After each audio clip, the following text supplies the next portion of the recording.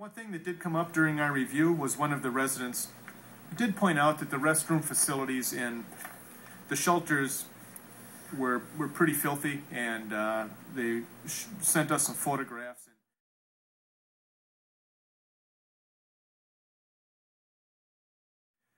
And really wanted to see if we could add a condition stating that all shelters and restroom facilities within shelters shall be kept sanitary and well maintained. That seemed a reasonable request, so I added that condition. One more thing, I did check with the county health department, who does monitor mobile home parks, and they have given orders for the restroom facilities to be brought up to proper maintenance standards. So the park is under orders to correct some dirty conditions that were present, and just wanted to make a note of that. So anyway, I'm happy to answer questions. And then I was going to refer to this email that we received and ask if there was where the county had ordered them to clean it up, what the time frame was. They were given a month, and Ms. Supas with the county told me that it was, I don't remember the date, but it was August something. I'm guessing within about 2 weeks. So they're supervising this and will inspect it, is that the idea? Yes. Thank you. Thanks. My name is Tom DeVank. I'm the applicant on behalf of Mesa Dunes and MHC Investors LLC, Rolling Hills and Maplewood. I think it's kind of unanimous tonight. This requested revision simply recognizes the existing use of the property and does not change the character of the community. The majority of the homes in this community were manufactured in the 1980s, and many were in the 1983-1984 time period, as that was the original development of the first parcel, and they were required to be new at that time. Also, the impact of the revision is negligible. As of the 325 home sites, approximately 2 home sites per year receive homes from outside the community. Of those 2, at most 2 could be used. 1 might be new, I don't know.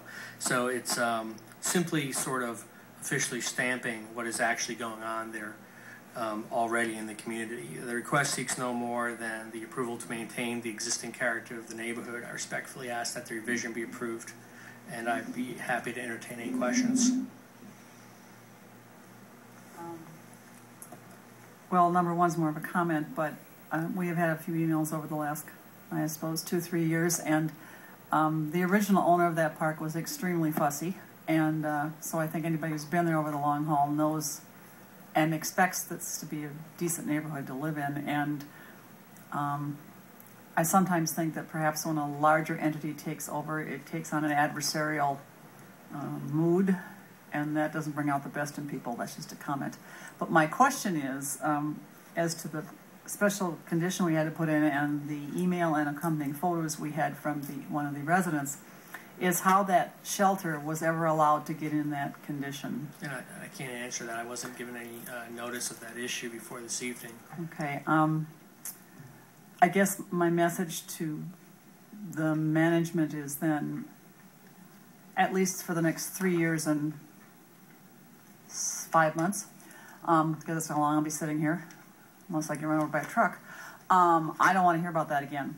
That we never had anything of that nature when the original owner owned that place. So if this is some kind of lack of oversight, please, at least from this council member's chair, communicate to them that CUP or no CUP, that's not acceptable.